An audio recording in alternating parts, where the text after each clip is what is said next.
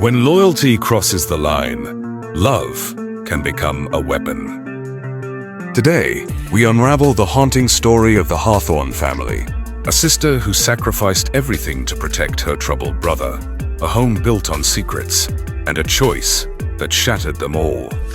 Set in a quiet American town, this gripping family drama explores how devotion, when unchecked, can lead not to salvation, but to betrayal, destruction, and silence that echoes for generations. Please don't forget to like and subscribe. Thank you.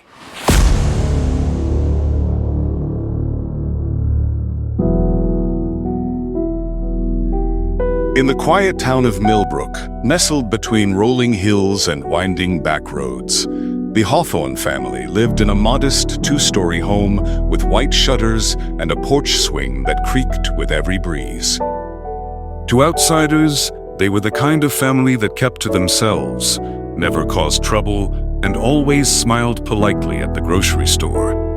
But behind those neat curtains and manicured hedges, a storm had been brewing for years. Caroline Hawthorne was the eldest of 3 siblings, a dependable and fiercely loyal woman who had taken on the role of caretaker far earlier than most. When their mother died unexpectedly during a bitter winter, Caroline was only 17.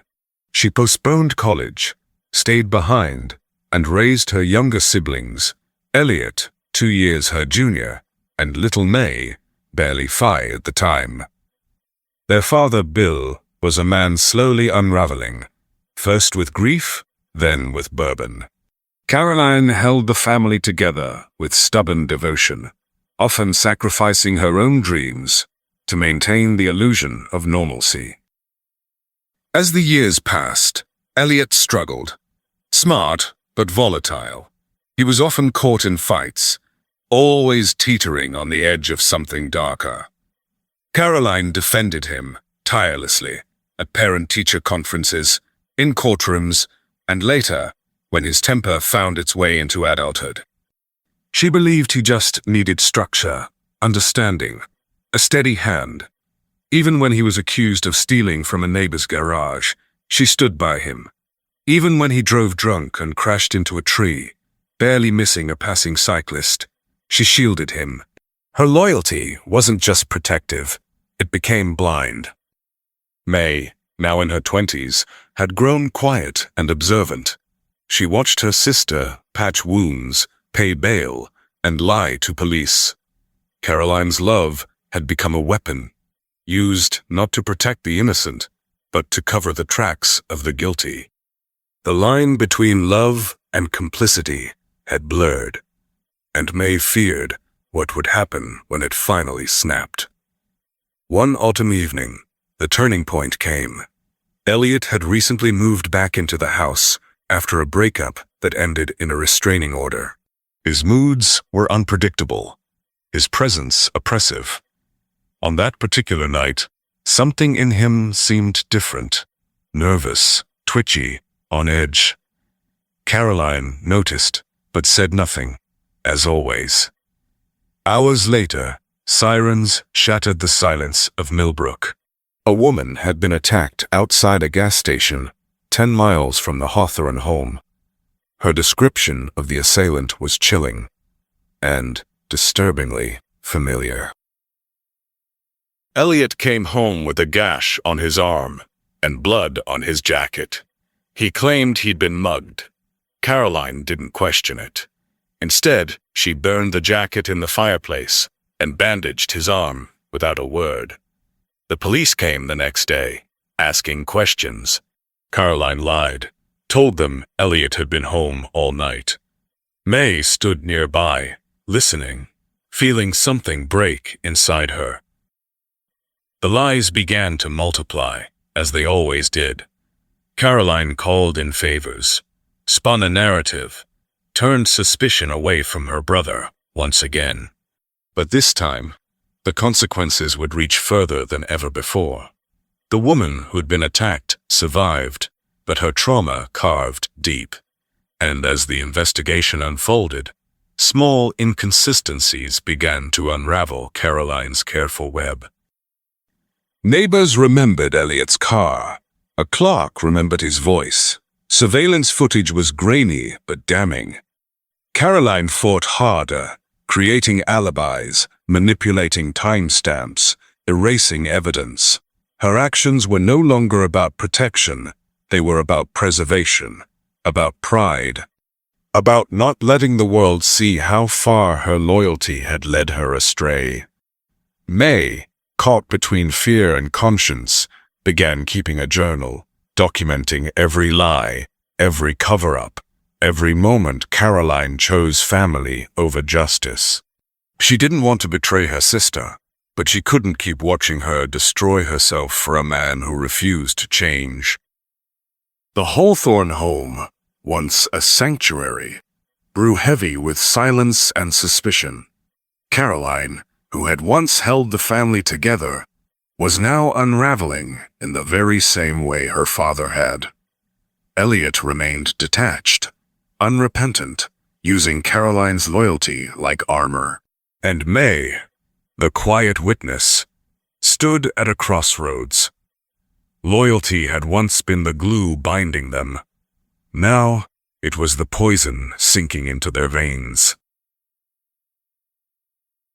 As winter settled over Millbrook, the air turned colder, not just outside, but inside the Hawthorne house as well.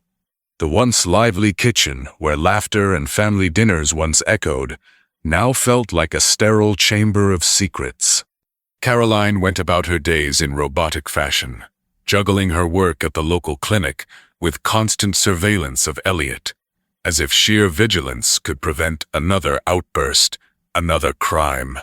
But deep down, she knew the inevitable was inching closer. Elliot grew more restless, more paranoid. He paced the halls at night, his voice low and muttering. Sometimes May heard him arguing with himself behind closed doors. Other times, she caught him watching the front window, as if the police might come charging in at any moment. And perhaps they would. The attack at the gas station had not been forgotten. Investigators were circling closer, asking more pointed questions, making more frequent visits. They could smell the lie, even if they didn't yet have proof. Caroline's lies had grown elaborate. She crafted detailed timelines, manufactured receipts, even manipulated her work schedule to retroactively create an alibi. She coached Elliot like a criminal defense attorney, rehearsing answers, planting plausible details. Each step she took, she told herself it was for the sake of family, for redemption, for protecting the last of what remained from their crumbling legacy. But the weight was suffocating. She barely slept. She avoided neighbors. Her own reflection in the mirror had become unrecognizable. And still, Elliot showed no remorse. He stayed out late, returned drunk, picked fights with May. One morning, Caroline found a shattered glass in the sink and a deep cut across Elliot's hand. He claimed he slipped. May said nothing, but her eyes betrayed the truth. She'd seen him punch the wall in a rage after a phone call from someone he refused to name. Then came the phone call that changed everything. It was May who answered, a detective from the county office. They had obtained a clearer version of the surveillance footage from the gas station. This time, the face was unmistakable. Elliot, standing near the victim minutes before the assault. The detective asked if Caroline would be available to come in for questioning, as her statements no longer aligned with new evidence. May froze. Her hand trembled as she hung up. She turned to Caroline, who stood motionless in the hallway, having heard every word. There was no longer a veil to hide behind. The truth was now a matter of time. But even then, Caroline didn't waver. She insisted they would find a way out, that the footage could be challenged, the timeline bent. She clung to her loyalty like a lifeline, even as it dragged her deeper into the abyss. That night, May made her decision. She waited until Caroline was asleep. Quietly, she slipped into the attic, retrieved the journal she'd been keeping, and made her way to the sheriff's office. There, she handed over pages of notes, dates, behaviors, events, every lie, every manipulation, every desperate attempt to shield Elliot from justice. It wasn't vengeance, it was surrender. May couldn't carry the burden anymore, and she couldn't let her sister fall any further. The fallout was swift. Caroline was arrested for obstruction of justice and tampering with evidence. The town buzzed with disbelief. The Hawthorne name, once associated with stoic resilience, now trailed whispers of disgrace. Elliot was taken into custody 2 days later. Charges were filed, and bail was denied.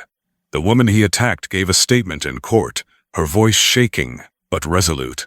The community that once turned a blind eye to Elliot's temper now turned its back altogether. In jail, Caroline barely spoke. She refused visits. She didn't ask for a lawyer. She sat in silence, replaying every decision she had made, every line she had crossed.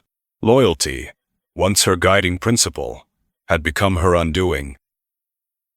May, alone in the house now, tried to rebuild. She painted the walls, donated old furniture, tore down the swing on the porch. But some stains couldn't be scrubbed out. The silence remained, heavy and permanent.